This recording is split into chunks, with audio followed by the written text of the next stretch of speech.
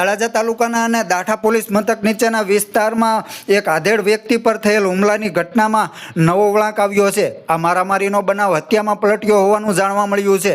આ બનાવની વિગતો સાથે વાત કરવામાં આવે તો ભાવનગર જિલ્લાના તળાજા તાલુકાના દાઠા પોલીસ મથક નીચેના વિસ્તારમાં શેળાવદર ગામના રમેશભાઈ ધનાભાઈ જાદવ નામના વ્યક્તિ ઉપર કેટલાક વ્યક્તિઓ દ્વારા હુમલો કરવામાં આવ્યો હતો અને રમેશભાઈને ગંભીર ઈજાઓ થતાં પ્રથમ તળાજા હોસ્પિટલ ખસેડવામાં આવ્યા હતા અને વધુ સારવારની જરૂર જણાતા ભાવનગર હોસ્પિટલ ખસેડવામાં આવ્યા હતા। થોડા દિવસ પહેલાં બનેલી આ ઘટનામાં મારામારીનો બનાવ હત્યામાં પલટ્યો છે। રમેશભાઈ ધનાભાઈ જાદવ નામના વ્યક્તિનું સારવાર દરમિયાન આજે રાત્રિના સમયે મોત થયેલું હોવાનું મૃતક રમેશભાઈના ભાઈ મનાભાઈ ધનાભાઈ જાદવ પાસેથી જાણવા મળ્યું હતું। જો કે મારામારીના બનાવમાં તાત્કાલિકના ધોરણે એલસીબી પોલીસ દ્વારા તમામ આરોપીઓને ઝડપી લઈ અને કાયદેસરની કાર્યવાહી કરવામાં આવી હતી, પરંતુ સારવાર દરમિયાન રમેશભાઈ જાદવનું મૃત્યુ થતાં સમગ્ર તળાજા પંથકમાં ચકચાર મચી જવા પામી છે।